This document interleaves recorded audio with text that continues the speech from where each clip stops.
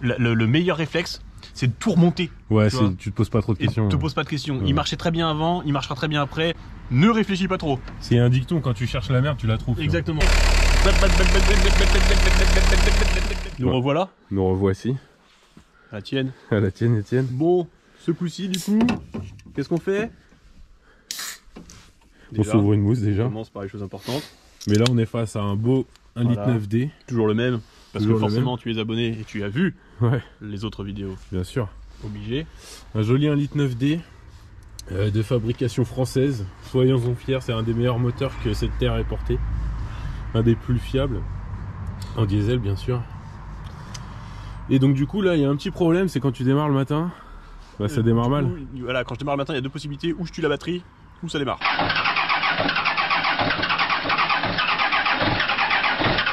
Pour l'instant, ça démarre, mais ça va finir un jour par tuer la batterie. Voilà, donc le problème, bon, bah, plutôt que de changer la batterie tous les 4 matins, on va changer les bougies de préchauffage pour éviter des fumées de l'enfer et les batteries qui brûlent dès le matin. Donc pour ça, il va falloir démonter le collecteur là d'admission, donc qui part de la boîte à air comme ça. Et en fait, les bougies de préchauffage sont cachées derrière. Tout à fait, Thierry. Donc là, tu peux voir, ça sort le gros matos. Tac. Donc là, tu vois, il y a plusieurs vis à retirer. Enfin, il y en a que deux en fait. Là, il y en a que deux normalement. Ouais. Ça bouge pas, mais. Ça bouge pas, non. Bon, attends, on va voir déjà. De l'autre côté, il est fixé où cet enculé?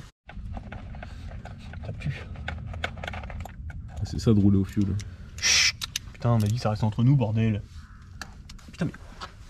T'as dû oublier une vis, chef. Attends, on va regarder. T'as vu la forme du. C'est un truc qui fait étanchéité, qui a une espèce de joint torique dedans là. Enfin, joint torique parce qu'il Voilà. cramé sa grand-mère, mais. Donc maintenant, on a accès aux bougies de préchauffage là, qui sont juste ici. Donc il y en a 4, une par cylindre. C'est relié en série avec les petits câbles électriques là que tu vois là. D'ailleurs, je pense qu'il y a un petit joint de cache-culbu Ouais. quand on fera le carter d'huile. Là, il y aura un petit billet supplémentaire à donner au contrôle technique. Ouais. Moi, je pense que le joint est cuit là. Ouais, je sais je pas d'où pense ça un pisse, petit peu, quoi ouais. que ça pisse peut-être du.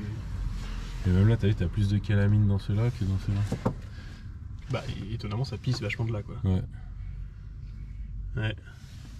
Alors, ça, tu vois, quand tu vois ce genre de trucs un peu bizarres, le meilleur réflexe, c'est de tout remonter. Ouais, tu vois. tu te poses pas trop de Et questions. te pose pas de questions. Ouais. Il marchait très bien avant, il marchera très bien après. Ne réfléchis pas trop. C'est un dicton, quand tu cherches la merde, tu la trouves. Exactement. Donc- Et sur une vieille bière comme ça, tu vas la trouver. Tu peux la trouver rapidement. Donc c'est quelle taille la vis pour les dévisser? Du 32. Du 32. T'essayes de pas arracher les fils. Ouais, c'est pour ça que t'as une pince, tu vois. Ouais, j'essaye de bloquer la cosse. Tu bloques la cosse pour éviter d'arracher les fils. Et en fait, là, on retire les petites vis, c'est du 7, du 6, Ouais, c'est du 7. Ouais. du 7. Pour dévisser tout ce qui va être circuit électrique. Et ensuite, on dévissera la bougie de préchauffage. Ça vient bien. Ça va, ça va. On a eu pire. Puis au moins, c'est accessible, tu vois. T'es pas dans une pose trop pourrie. SOM. Toujours commandé de la pièce d'origine. Donc Ridex. Je suis pas sûr qu'on soit sur de la pièce d'origine, monsieur. Si, c'est OM, c'est marqué dessus. Ah ouais? Ouais. Bon. De toute façon, nous, c'est ou OM ou rien. C'est pas Valeo ou Bosch d'origine? Ridex, du coup, c'est quoi? C'est une. Mais Ridex, c'est la holding. D'accord, ok. Ouais, donc tu commandes au siège directement, quoi. Exactement, j'ai pas le temps. Ça coûte combien une bougie? La bougie? Ouais. Je sais pas, 5 balles. 5 € contre 60 une Bosch? En fait, c'est simple. Je vais te dire un truc. Ouais. Sur ce moteur, toutes les pièces coûtent 5 balles. Tu vois, c'est. C'est pas mal. C'est à peu près ça, tu vois. Tout coûte 5 balles. Tant qu'il n'y a pas beaucoup de pièces, ça va, quoi. Ah, enculé. Bon, du coup, on en a démonté les bougies. C'est quelle taille pour démonter les bougies? Est-ce que les gens. Il faut vraiment leur donner les tailles ou tu penses qu'ils sont trop cons pour ça, tu vois? 10 mm. Bon, on sait jamais, si t'as pas d'outils, que tu veux acheter uniquement les outils pour démonter ça. Non, si t'as pas d'outils, laisse tomber. Non, voilà, si t'as pas une douille de 10 chez toi, lâche l'affaire. Pire, tu vas dans ton carton cash ou ton truc comme ça, ou même chez Action, t'achètes Voilà, une caisse. t'achètes déjà un jeu de douille complète. Tu vois, t'achètes une caisse à 5 €, comme ça tu seras raccord avec Voilà. les pièces, quoi. Si à la fin tu me dis j'ai pas réussi parce que j'avais la douille de 12 mais pas celle de 10, Ouais. je suis désolé mais on peut rien faire pour toi. Oh. Ça a pas l'air La facile. dernière... C'est bon. Voilà, pas grand chose. Comme c'est ça qui est beau. Parce que tu vois, quand tu arrives à tout réparer avec un pied de biche et un marteau, il y a quand même une certaine satisfaction à la fin. Généralement, tu répares pas, tu vois. Il y a une satisfaction et puis il y a une forme de respect. Même si t'as pas réussi en fait, tu vois. T'as essayé déjà. Donc, feu à la tête. Une Voilà. bougeaille. Les bougies, donc on voit, elles ont pris un peu de calamine, mais en soi, elles sont pas vilaines. C'est juste qu'il y a une usure, c'est comme une résistance en fait, une bougie. Et à un moment donné, elle s'use et elle chauffe plus comme elle devrait chauffer. En fait, ça chauffe très fort pendant un court instant pour préchauffer le gasoil en fait à l'intérieur du cylindre. Et bah du coup, le gasoil a besoin de chaleur pour exploser. Et si ça ne chauffe plus, bah forcément le gasoil aura du mal à exploser le matin quand il fait froid. Ce qui commence à être le cas. Voilà. Donc c'est parti, on démonte tout le reste et on va tout remonter. Et on essaiera de faire un démarrage, du coup, bon là il fait pas très froid, il fait peut-être 8 degrés, 7-8 degrés. Bon, on va vite voir la diff. Si je passe moins de 15 secondes sur le démarreur, c'est que ça va. Bon, bah c'est parti, on continue. Bon, là tu vois, on a une bougie qui clairement est bien souillée, qui est dégueulasse, pleine d'huile. On pense qu'il a une petite déformation de culasse, tu vois. Parce que de ce côté c'est sec, de ce côté c'est très gras. Et on voit dans le cylindre là, tu vois, c'est gras, et ici c'est sec. Et donc du coup, forcément, ça doit pas aider au démarrage. Voilà. Et tu vois la différence avec une neuve et qu'elle est propre, quoi. une ancienne.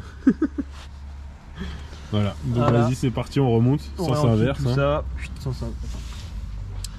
Mais bon, ça n'empêche que le moteur tourne à la perfection et ne fume pas. C'est ça qui est étonnant que ça D'après fume les pas, dires surtout. du propriétaire. Tu remets en question mes dires. Donc ça aussi, ça affirme la théorie que ces moteurs sont les meilleurs moteurs que cette terre ait portés. Quoi. Du moins, en font partie. Tout à fait. En termes de fiabilité, tu vois, là on pourrait se dire que bah, logiquement ça va pas tourner, ça va tourner sur 3 cylindres, ça va fumer de partout. Bah non, tu vois, ça... malgré la mine, malgré l'huile, malgré tout, bah... Ça tourne très bien, pas de surconsommation, ces 6 litres au 100 serein. Donc si tu n'as jamais eu de 1,9 litre dans ta vie en provenance de chez PSA, Il serait temps d'y remédier. ouais, t'as raté quelque chose dans ta vie. Voire plusieurs choses. Parce Plusieurs que tu choses. peux en faire plein des aventures avec une merde comme ça. Mais heureusement, Seb en a trouvé un.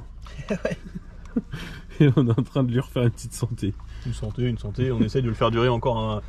Bon après là il est reparti pour quoi 200 000 bornes, tranquille. Ouais, minimum. Minimum quoi. Un petit resserrage de culage dans 100 000 km et puis voilà quoi. Voilà. Une vidange dans 50 000. C'est quoi le couple là-dessus? C'est à peu près ça je crois. C'est à peu près ton bras, tu tires en arrière là. Ouais, Voilà. et là je suis bon là. Et là, ouais, quand ça devient dur, Ouais, voilà, j'arrête, c'est vas-y. bon, ouais, voilà. C'est le couple, je pense que ouais, on est au bon couple là. Parce que bon, tu vois, faut pas trop serrer non plus. Faut serrer quand même, mais faut pas trop serrer quand même. Un peu, mais pas trop. Tu vois. Tu sais, faut pas faire le bourrin, c'est pas tu mets tout ton poids en arrière pour le serrer quoi. Voilà. On va éviter.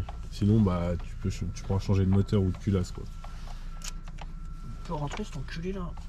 On s'en bat les couilles.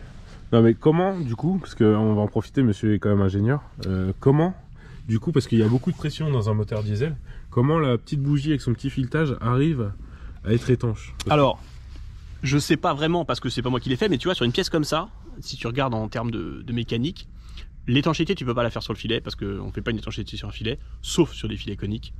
Et je pense que tu vois, du coup, ça doit être la petite portée conique qui est là. Tu vois, il y a un petit chanfrein là. Ouais. Et donc je pense que quand tu serres, ce chanfrein là, il vient se mettre dans un... Il doit y avoir un autre chanfrein de l'autre côté, tu vois. Un truc qui finit Un bien V propre. quoi. Et quand t'écrases, c'est le cône dans le cône qui doit faire l'étanchéité et qui empêche que la pression du moteur elle ressorte par là, tu vois.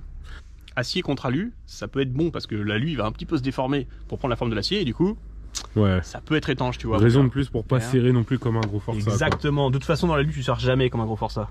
Parce que là, si je foire le filet là-dedans, mon gars, C'est fini. ça pue la défaite. Super. Bah merci monsieur Seb Conception. Je t'enverrai la facture, t'inquiète, pas de soucis. Ça marche, on fait comme ça. Bon, ça y est, tout est remonté. Vas-y, me filme pas en train de nettoyer, les gens ils vont croire que je prends soin de mon véhicule. Je remets le collecteur en place. Étape très compliquée, hein, faut quand même aligner 4 trous avec 4 Ce trous. qu'on n'a pas dit, c'est qu'ici, tu vois. Ah, Ouais, je l'ai pas filmé. Ouais, c'est pas grave, t'inquiète. Ici, c'est vissé en fait, c'est un filetage. Donc, c'est-à-dire qu'il faut retirer le collecteur. On l'a pas vissé, il faut le retirer et lui faire faire un tour. Faut pas ou le un retirer, tournis. faut l'incliner, Enfin, ouais, faut tu vois. l'incliner. Après, tu peux le faire tourner Voilà. et après, tu peux le sauter. Après, tu peux quand même changer les bougies sans avoir à le retirer complètement. Mais bon, vu qu'on est des professionnels. Ouais, puis ça faisait chier sur l'accès quand même. Ouais, voilà. Quand Donc, même. Du coup, c'est pas compliqué à faire. Tu peux le tirer et le faire pivoter. Ce truc-là, tu fais pivoter et ça te dégage l'accès aussi. Tentative de démarrage. Il est froid.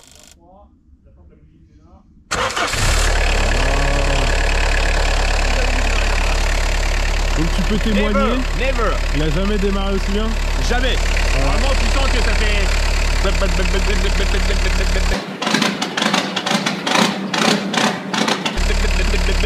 Tu vois, pendant quelques temps, puis après, et ça part.